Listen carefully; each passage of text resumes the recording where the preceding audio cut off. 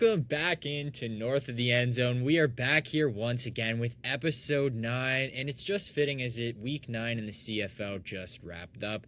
I'm here once again with my wonderful co-host, Owen Reid. Owen, we are back with another jam-packed week of the CFL, and this week we are going to be going in depth on the Ottawa Redblacks and their 0-7 start to really see what's going wrong and where did it really end up, and do you maybe think there's even a chance at recovering this season? But before we get into that, of course, we're going to do our recaps, going through the entire league, seeing what happened. But Owen, I'm going to start it by checking in with you and seeing exactly what you enjoyed this week, because your Argos had a bye week. So what really was catching your eye?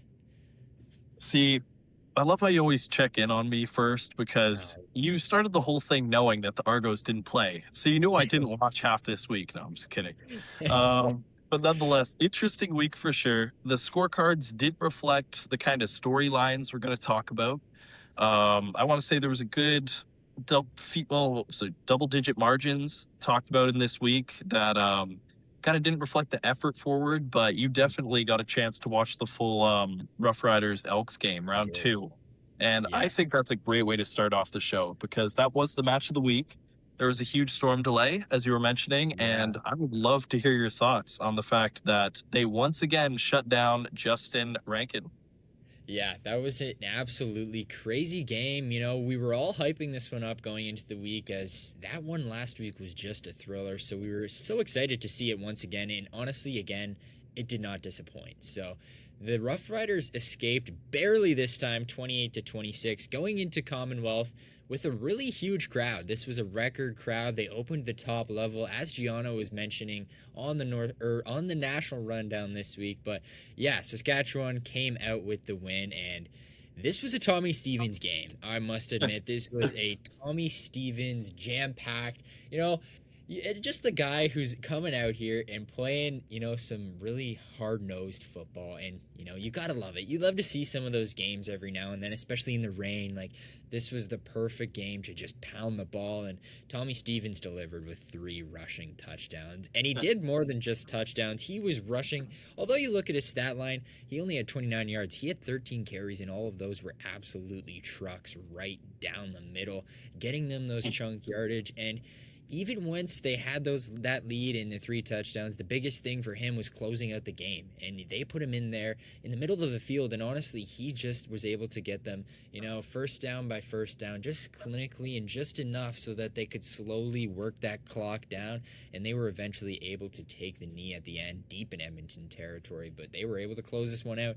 And this was a big one, I think, especially in terms of the West standings. This one keeps them right there for the first spot in the West. And if Edmonton would have got this moving to 7-1, Saskatchewan would have went to 4-3, and that's a 3-game lead right there, or 2.5 at that at least. But yeah, they are looking really good. So Saskatchewan's back, and they're looking for this back-to-back champions. But the biggest thing here for me, honestly, was that rain delay.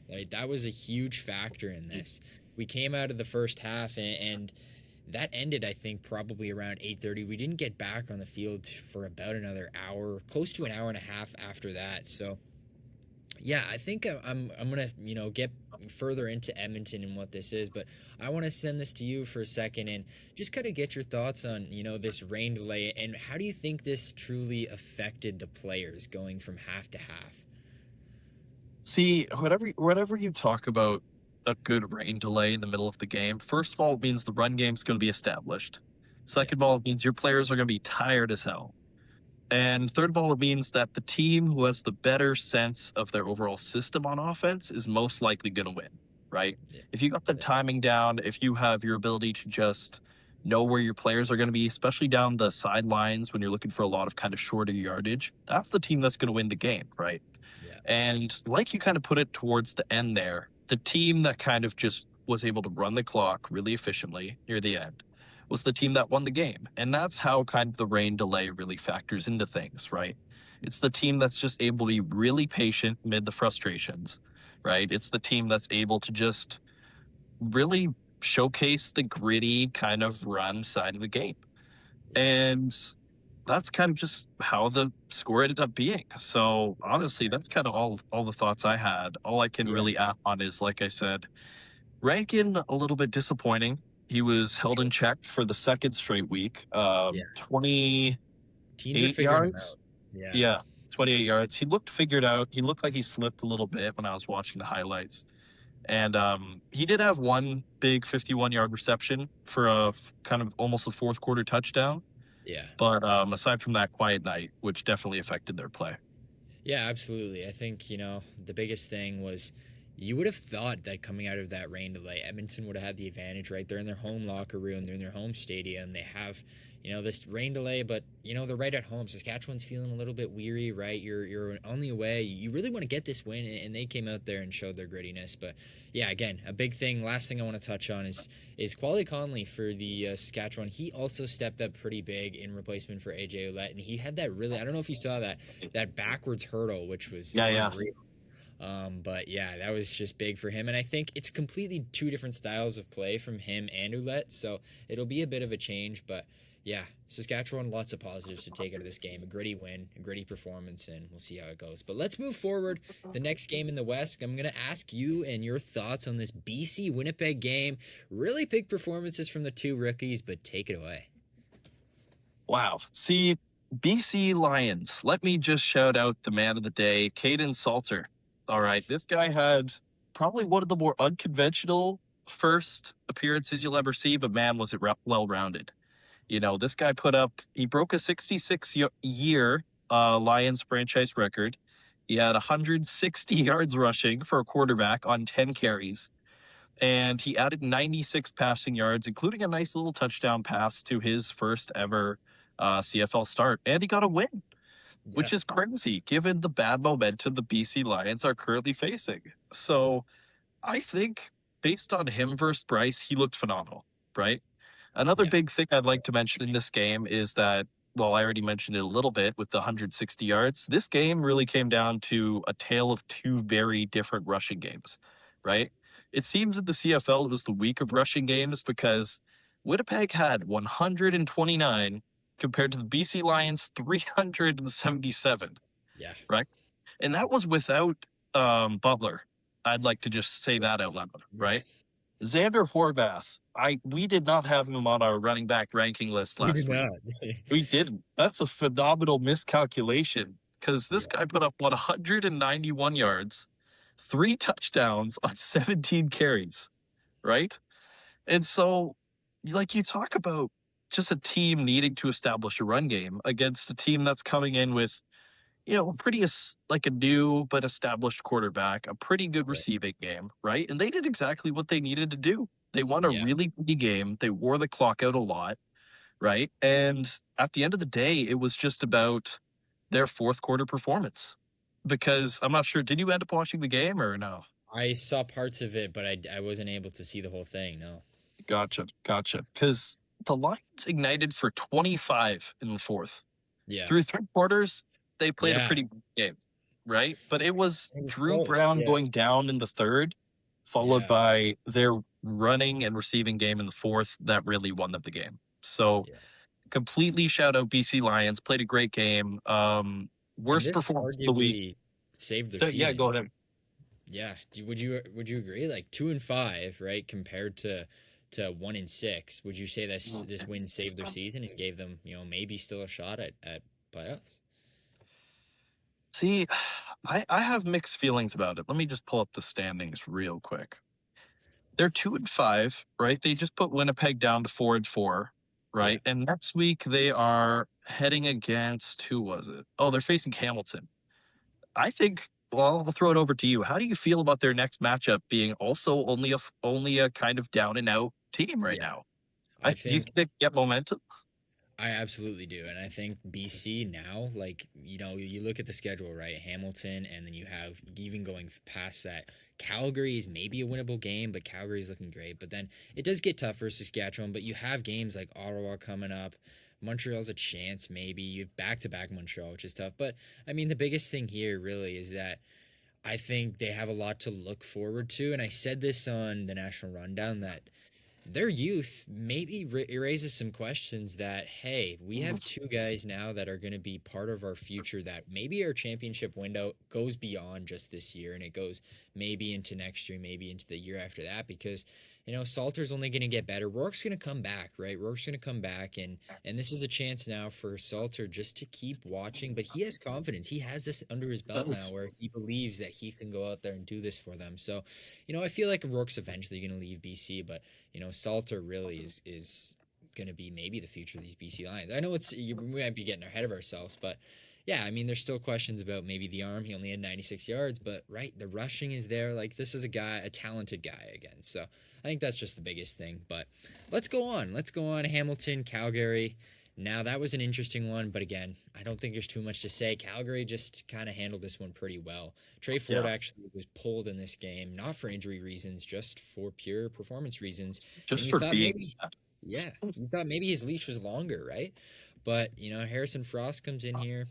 Wasn't necessarily great. There was a certain play I saw that Mladenovic said that was his fault when he fumbled the ball because nobody was covering the lineman. He got a free run at him, and that's why he fumbled it. So the interception maybe was his fault, but again, the fumble that caused a return touchdown definitely wasn't his fault. But yeah, that's just questions there. But going into this game, this is something that I saw. Mladenovic stated about Trey Ford that who did he use in comparison? But he said he has all the tools to be one of the Michael Vick. He used Michael Vick in comparison.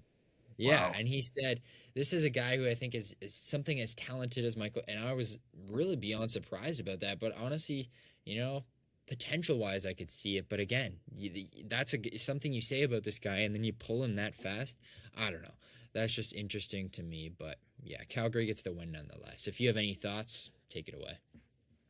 Yeah, I mean, you really summed it up well. I think Tiger Cats have a very big problem on their hands. I mean, they're 1-4 since Bo Levi lost, and they looked really good with him, right? They have a good receiving core, great offense. It's just they can't get the chemistry down. They don't have the right fit quite yet, and I don't know if that's a trade discussion. I don't know how long Bo Levi's out for personally, but really it was just a defensive masterclass from Calgary to shut them down. It wasn't even a masterclass. It was just a defensive walk in the park that won it for them. And so that's kind of all the thoughts I got. But if you want to kind of take it away to our final and interesting topic of the week, it's the 0-7 Red Blacks. Yeah, so let's kind of use this as a transition into our big topic here on the Red Blacks. But starting with this game personally, this was a rough one. Ottawa could not close in on their goal line chances. They had so many things. And, credit to Montreal, especially their defense with, the questions that I've had personally all season long with their defense. They're really starting to step it up, I believe, back-to-back weeks where they've had really solid performances. So that was one of the things that I noted, and I was like, hey, Montreal, if you really want to be a championship contender, I think this is one of the areas, and they've really stepped it up. So in terms of that, I want to give Montreal credit, and their offense again played really well. Tice was great, Sneed was great, all of them really stepped up again. But on to the Red Blacks, they're now 0-7, man, and to kind of go on those goal line presences, my biggest thing, and I will start with Jake Maier, because there's questions back and forth of whether he is entirely the problem, whether he is the whole problem. It's kind of getting blurred, right? But I will say this. Going into all of his recent performances, I went in and I analyzed where exactly things went wrong. And starting with this game, he threw a pick on the Montreal one, which would have made the scoreline 24-20 if they would have scored a touchdown there. Instead, he threw the pick. Montreal went down and scored later on, making that 31-13 with, really on the cusp of the fourth quarter, which, I think the game is pretty much over at that point. Ottawa, we haven't really seen them be able to rally from that certain scoreline. So that was really, to me, where the entire game flipped. And, that was Jake Maier's fault. Even if you don't throw a touchdown there, you get a field goal out of it. It's 24-16. That's still a one-score game. Like, you're still in that with a quarter and a half to play. So that's, in my opinion, where it went wrong this week for Jake Maier. going back to week 7, because they had the bye last week in week 8. Week 7, this was the overtime loss against Winnipeg. Ottawa had a 19-9 lead in the third. Maier threw a pick deep into Winnipeg territory, which, even if you come out with a field goal there and you don't need to throw that pick, I remember that one pretty vividly. It was a wide open defender. He just pretty Yeah. much threw the ball to. If he throws that away and nobody gets it, great. You can still kick a field goal, and it's now 22-9, which is 13-point lead. And, you're still looking pretty comfortable. Later on, Ottawa goes to score 24 points in the fourth quarter, and they lose the game in overtime to Winnipeg. And this was just ultimately a collapse. And it goes to show that every point in that game would have mattered, right? If you would have got the 3 points, you likely win the game. But that just goes to show again, maybe that's, Maier's turnaround. That's where the game turned around. And then week 6, close game up until the fourth quarter. It was against Edmonton, and they were down 16-14 going into the fourth. And again, I won't put the fourth quarter entirely on Maier, but keep in mind Maier had 4 interceptions in this game, so there was plenty of chances where he threw it away. But their defense did give up 24 points in this game, and I think this is something you're going to allude to next, which is their defensive woes. But yeah, 24 points given up in that quarter, but Maier did give up an interception late in that one. He had plenty of missed opportunities in that game entirely. So I don't know if I would put that entire game on Maier, but I think there's still some blame to be thrown there. So I'm being really harsh on Maier here, but before you get into the defense, what are your thoughts on that? Keeping all that in mind, I know I kind of ranted there, but that is kind of, picking apart exactly where these moments have gone wrong, and maybe games where, you could be looking at the Red Blacks being maybe 2-5, maybe 3-4, and we're maybe questioning of, maybe this team is actually not as bad as they are. But what are your thoughts with all that in mind? See, Jake Maier is a very, very tough question, right? Yeah. He sat behind some of the greatest CFL quarterback minds. He's finally given his chance to start in a new foundation. He's got a new coach behind him, who's also the GM in Dinwiddie. And honestly, I was going to kind of pose it to you just real briefly. My Yeah. thing with him is I don't know where his problems lie. Because if I know you, you like looking at two guys, like whenever we're talking CFL, you talk about two quarterbacks and you talk about Davis Alexander because you're a big Montreal Alouettes buff, apparently. And Yeah. you like talking about Jake Maier because he's the failure. So Yeah. I don't know You where actually do you raise a really good think point. where do you think, in contrast, these guys like Jake Maier goes wrong? Is it like an IQ thing? Do you think he's just like pressured too much and he's not used to what to do with it? I Yeah. don't really know what Jake Mayer's issue is. I think it is absolutely a football IQ thing, and I'm glad you bring up Davis Alexander in comparison, because Davis Alexander is a guy who hadn't thrown an interception in, gosh knows how long. In his entire almost career, right? Like, this guy has barely turned over the ball. And you're looking at a guy like Jake Maier, who is completely opposite. And ultimately, it comes down to football IQ, because we've seen flashes from Maier. Like, I'll give him that. We've seen some decent throws. But again, Davis Alexander, the difference with him is that he can consistently know when to, hold the ball, like know when to not force things. He knows when to, you just got to take your medicine, and maybe you don't get something on this drive, but at least you don't make it worse than it already is, right? And then Davis, you get more opportunities. He's coming out here and he knows that his defense, or not even the defense, but he knows that he's going to get other opportunities with the ball. And Maier is just the complete opposite. He just thinks he has to do it right now. I think he thinks that he has to force certain things. And we saw it earlier in the season when it was his best ball, when they were keeping it simple. And I don't know if they've entirely maybe gotten away from that again. But yeah, I think the biggest thing between the two of them is football IQ and knowing when to make this smart play. And I think Maier lacks that. And that's the difference. That is ultimately the difference. And it's not even that big of a difference. But truly, it's just a lack of football IQ. And that's where it comes down to. Yeah, I mean, I completely agree with everything you were saying there. I had to, sorry, go off screen real quick, let my Oh, you're good. dog into the office. But no, I think as we see in this coming matchup, right? I think Red Blacks take on Rough Riders, right? Next week. I think they do. Next week, yes, you're right. Yeah. See, that's a big test of IQ, right? Yeah. That's a big secondary you're facing. Really rough, really, really smart. Well, And so, here's the sorry to interrupt, but here's the thing with sure. that game, right? They played earlier in the season, and I would argue that that was one of Maier's best games. It was Saskatchewan barely won that 27-22, and I believe that might have been the only game where Maier didn't have a pick. But keep going with your point. I just want to point that out. No, it's interesting because like against a really good secondary, he played really well earlier in the season, right? Yeah, I love when you made the comparison because it's going to be a great test of whether that was a fluke or not, right? yeah, See, and now kind of alluding to the second problem Ottawa have, right, is what I've been wanting to talk about for a little bit is their defense, right. right?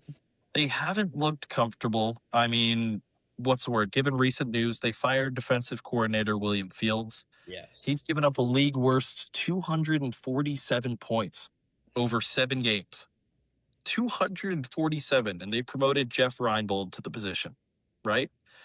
I I think I agree with the the um the move to fire him. It's just I think there's a big communication issue in general when Yeah. it comes to this team's secondary.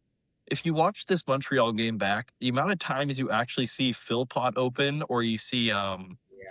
name, I think it was Elkler. He had a Oh, great yeah. game. His name was. Yeah. By the way, that guy His number was feature was 13 or good. 17. Yeah. Yeah. Either way, the amount of times you see them open and then you also see the secondary just struggling to match up. It's just there's so much miscommunication in the backfield. It's really tough to win games and not mentally have to what's the word turn over the ball so many times, right? And end up going the long game. What I mean by turn over the ball is just the team you're facing just gives up points or scores points so quickly, Yeah. right? It's got to Yeah. be so mentally taxing on a team with 247 points down that then Jake Maier has to come out and then give up what's the word? The best line I've heard is various 13 to 14-yard field goals. Like Yes. that Yeah. doesn't win you a game at all. No. Like you see 3 points on the board after your team just like after your defense just went out there and just chugged through like a 10-minute drive. Like Yeah. it's brutal. Like Brutal. I'm telling you. That's a very good point, right? I think, let's say the Ottawa defense was better. Obviously, that's going to make it easier for Maier. So it truly does go both ways. And I think if Maier does better, it makes it easier for the defense. So realistically, it truly is going both ways. But your team has to somehow, rally as a collective, figure things out as a collective. And, my question to you then is again on that move to bring the special teams coordinator back into the question as the defensive coordinator. I don't know, is that going to be a certain thing that helps the team or hurts the team, in my opinion? But I don't think it's truly going to be that. I don't think it makes it like what is the special teams coordinator going to bring to your defense that is going to really change things up? I don't know. I don't know much about him, but that's just kind of an interesting point to me. But let's get into the schedule now. Because Giano, he brought up a good point the other day on the national rundown that maybe looking on the bright side, is there maybe a lighter end to this tunnel, maybe a lighter schedule? But let's hear it. He thinks after the next 3 weeks, which is Saskatchewan, Winnipeg, Montreal, he thinks those might be tougher games. But then you get into BC, Toronto, double Calgary, Hamilton, Mhm. BC, Toronto, Hamilton. Right? Those are all teams that are going to be in the crossover question, that are going to be maybe winnable games, especially with two Hamiltons. You got two BCs. We still, don't know exactly where they're going to be. Toronto, maybe you can steal one, right? And then Calgary, you hope maybe steal one. But again, even if you play perfect, you might at best get to 500, but that's being really optimistic. So, Yeah. my question now to you is again, do you see a light at this end of this tunnel, or are we maybe too far gone at this point? See, it's difficult to say because there is a light at the end of the tunnel, as in their next three opponents are going to be really rough, and then they'll maybe have a chance at doing really Yeah. well. It's just the fact that they have to play three three really tough games, one against Montreal again on the 20th, before they kind of have some clearing, right? Yeah. Kind of Yeah. concerns me a lot, right? Because I don't know about you, but I think just the Red Blacks aren't in a good spot. There's going to be a ton of pressure on the head coach to do really, really well. And with Yeah. that comes offensive coordination, just means that he's going to be doing a lot more risks, which I think they need. But at the end of the day, I think he's just going to get really, really sloppy as they get forced to kind of say, oh, you're facing the easy team, so you better do well. Right. I think that kind of just comes with a lot of underestimating teams, even though Yeah. they're the worst team in the league. Um, that could lead to a lot of kind of unexpected poor results, if that kind of makes sense. That may No, just yeah. be me, though. Yeah. Yeah, absolutely. And it's a really weird situation. Like maybe you look at the CBL, you look at the Calgary Surge, they had a really big turnaround, and you think maybe Ottawa can do this, maybe they can.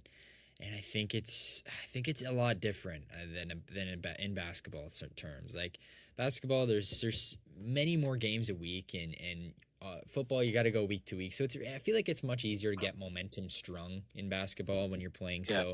so fast and you really have that rhythm. But with football, again, there maybe even be the question that you go week by week and that's easier. But truly, I don't know. You have to get something going, and I don't see it happening with Ottawa. I think that's the bottom line in this conversation with me. I think we're reaching the point where it's too far gone, and unfortunately, you got to start looking to next year. And really, even if you do make the playoffs, is Jake Maier going to win you a Grey Cup? No. Yeah. That's the bottom line. No. And is Dinwiddie even going to be the question for next year? I think I don't know if he's going to be the guy truly. Like Yeah. the amount of things that he's stuck by, and the lack of changes, and then the timing of changes when they come in, it's not great. So that's my Yeah. final say. Literally my final say on this Ottawa team is I'm off the train. I think it's too far gone. I think they Um, have a little bit of light to maybe get some wins here, but I think you're looking at playoffs, and that's not logical to me. yeah. I completely agree. I mean, I like how you kind of brought up the idea of how whether Dinwiddie's the guy or not, because I think he doesn't have the right culture for this team. Yeah, yeah, They look their body language looks really, really frustrated, which is fair. You're down 0-7. But if the players don't believe in the coach and the system he's creating, then you kind of just got to look internally, because I yep, think believe he's GM as well.